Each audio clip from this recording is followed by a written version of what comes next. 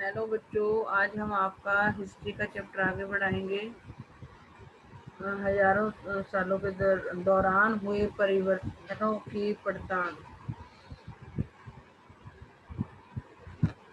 हमने पहले पढ़ा था कि जो इतिहासकार थे वो क्या करते थे, अलग अलग स्रोतों से, मतलब ये सिक्के, शिलालेख, भवन निर्माण करा, लिख सामग्री के द्वारा जो हजार साल में जो चेंजेस आई हैं उनको लिखने के लिए इनका सहारा लेते थे। लेकिन पर कुछ बातें पहले से काफ़ी भिन्न थी, कुछ जो युगों से चली आ रही थी वैसी बातें थी। इस युग में प्रमाणिक लिख सामग्री की संख्या भी, हमें लिखित सामग्री भी मिली है 700 से 1750 के बीच में, और वो आश्चर्यजनक तरीके से उसमें जो तरह तरह की सामग्री मिली है। इसके आगे इतिहासकार सूचनाओं के दूसरे प्रकार के स्रोतों का इस्तेमाल, मतलब सिक्के, शिलालेख, भवन निर्माण, किला, लिख सामग्री की वो इस्तेमाल कर ही रहे हैं 700 से 1750 की हिस्ट्री लिखने के लिए। और इन्होंने फिर लिख सामग्री भी है जो बहुत तरह तरह की लिख सामग्री मिली है। और फिर इतिहासकारों ने कुछ दूसरे स्रोतों का भी वो करा, इस्तेमाल करा है इतिहास लिखने के लिए। मतलब कि जो पुराने लोग, मतलब कागज था, जो इस समय के दौरान कागज सस्ता हो गया था और बहुत ज़्यादा मात्रा में लोगों को मिलने लगा था, इसलिए लोगों ने धर्म ग्रंथ और राजाओं की जो जीवनियाँ, संतों के लेखन, उपदेश, अर्जियाँ, अदालतों के दस्तावेज, साहब तथा करों के खाते आदि लिखने शुरू कर दिए थे। जो बड़े बड़े अमीर और राजे, जिनके शासक राजे होते हैं, जान होते थे अमीर, जान होते थे धनी लोग, राजे होते थे मठ और मंदिर वाले, पांडुलिपियों को इकट्ठा करनी, जो हाथ से लिखी हुई बुक्स होती थी उनको एकत्रित करते थे। पांडुलिपियों को कहाँ रखा जाता था? पुस्तकालयों और अभिलेखागारों में रखा जाता था।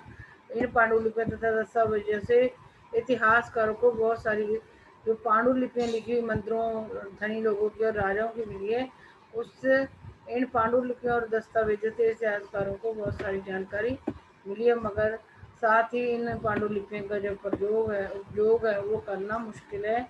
अभिलेखागार जहाँ पर ये पांडुलिपियाँ रखी जाती हैं उसका मतलब है ऐसा स्थान जहाँ दस्तावेज और पांडुलिपियों को संग्रहित करने वाले इकट्ठा करके रखा जाता है। आज सभी राष्ट्रीय और राज्य सरकारों के अभिलेख, आजकल की जो राज्य सरकारी और केंद्र सरकारें होती हैं उनके सबके अपने अभिलेखागार होते हैं, जहाँ वे अपने तमाम पुराने सरकारी अभिलेख और लेन देन के ब्यौरों का रिकॉर्ड रखती है। सरकारें भी अपने रिकॉर्ड रखने के लिए अभिलेखागार बनाती हैं।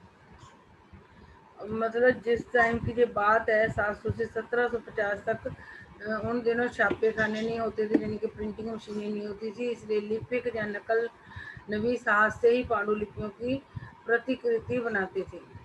जो उस टाइम प्रिंटिंग मशीन तो होती नहीं थी, इसलिए प्रिंट करके बुक्स नहीं बनाई जाती थी।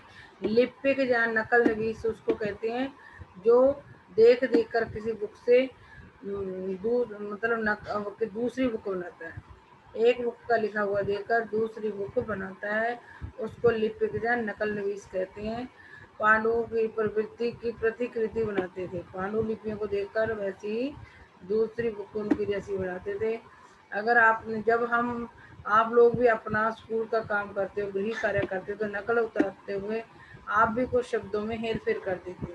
तो इसी तरह तो आप जानते होंगे कि ये काम आसान नहीं है, मतलब एक बुक का लिखा हुआ दूसरी बुक पे उतारने का काम मुश्किल होता है। कभी कभी आपको अपने मित्र की, जैसे आप गृह कार्य किसी बच्चे की, अपने दोस्त की कॉपी लेकर करते हो, तो कई बार उसका लिखा हुआ आपको समझ नहीं आता, तो आपको मजबूर होकर अंदाजा ही लगाना पड़ता है।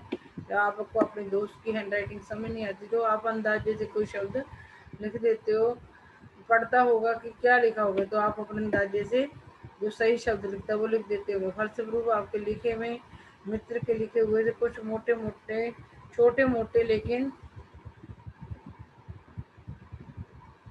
छोटे मोटे मतलब वो आपके महत्वपूर्ण अंतर आ जाते हैं। मतलब जब आपके दोस्त के आपको लिखा आप नहीं समझ आती तो थोड़ा चेंज करके आप लिख देते हो, जिससे उसमें क्या होता है थोड़ी बहुत चेंज आ जाती है आपके दोस्त के लिखे हुए और आपकी। ऐसे ही जब पांडुलिपि की प्रतिलिपि बनाने में भी कुछ कुछ यही होता था।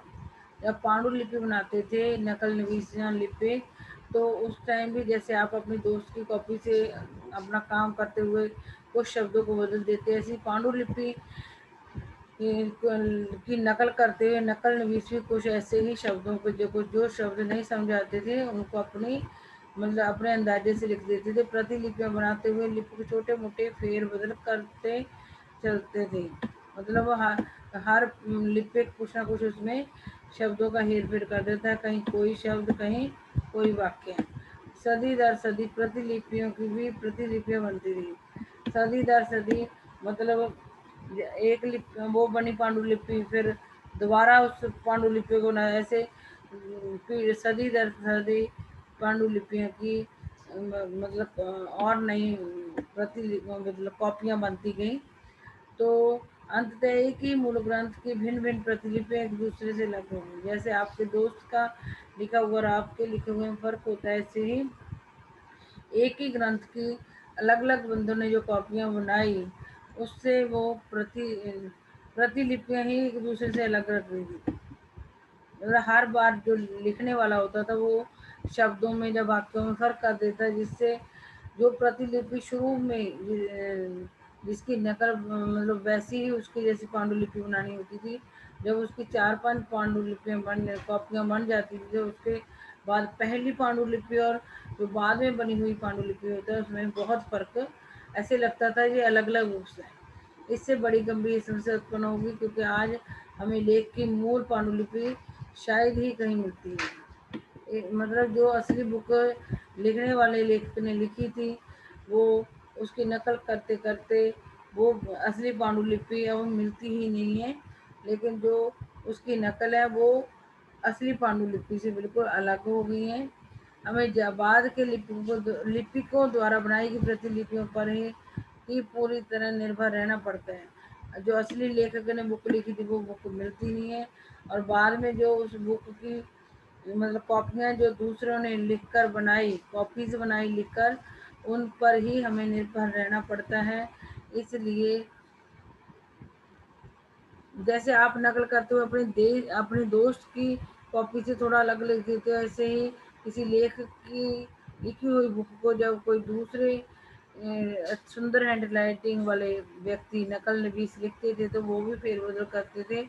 तो 5-6 कॉपियां बनने के बाद तो जो असली बुक होती थी लेखक की उसमें, और जो पांचवी छठी कॉपी बनती थी उसकी, उससे लगता था कि जो बुक्स अलग अलग हैं। हमें बाद के लिए मतलब असली लेख की बुक तो अब मिलती नहीं है, तो जो नकल नवीसों ने वो उनकी उसकी कॉपीज बनाई हैं वो ही मिलती हैं हमें। इसलिए बात का अंदाजा लगाने के लिए मूलतः लेखक ने क्या लिखा, इतिहासकारों को एक ही ग्रंथ की विभिन्न प्रतिलिपियों का अध्ययन करना पड़ता है। मतलब लेखक ने क्या असल में लिखा था इस चीज का पता लगाने के लिए इतिहासकार को उस लेख की बनी हुई उस लेख की बुक की बनी हुई कई कॉपीज को पढ़ना पड़ता है। जब इतिहासकार किसी लेखक की असली बुक ढूंढता तो वो मिलती नहीं है।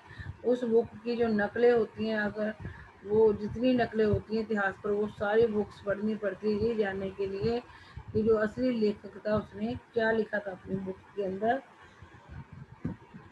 तो ये भी कठिन कार्य है। कई बार लेखक स्वयं भी समय समय पर अपने मूल वृत्तांत में संशोधन करते थे, और कई तो लिखने जब नकल उतारते थे लेखक की बुक का उस समय चेंज करते थे, और कई बार लेखक स्वयं भी समय समय पर अपनी जो बुक लिखी होती थी उसमें थोड़ा बहुत बदलाव करते थे। 14वीं शताब्दी के इतिहासकार जियाउद्दीन वर्दी ने अपना वृत्तांत पहली बार 14वीं शताब्दी में इतिहासकार जियाउद्दीन बर्नी ने अपनी जीवनी लिखी होगी 1356 में, और दूसरी बार इसके 2 वर्ष बाद लिखा था। 1356 के बाद फिर उसने अपनी जीवनी लिखी थी। दोनों में अंतर है, लेकिन 1971 तक इतिहासकारों को पहली बार वाले वृत्तांत की जानकारी ही नहीं थी।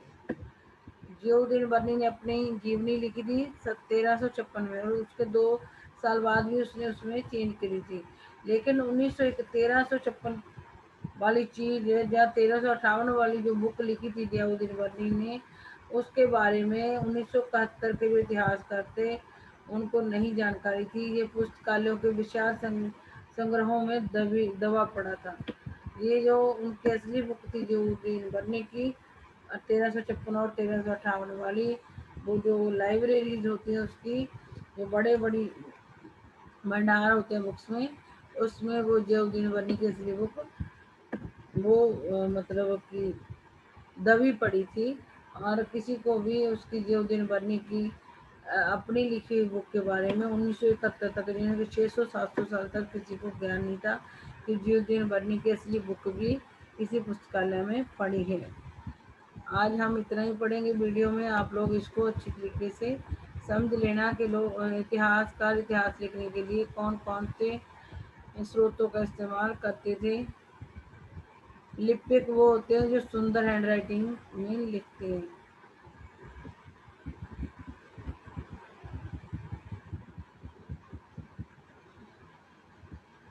लिखावट के भिन्न बस ये आप लोग इतना ही पढ़ लेना। अगला हम अगली वीडियो में पढ़ेंगे।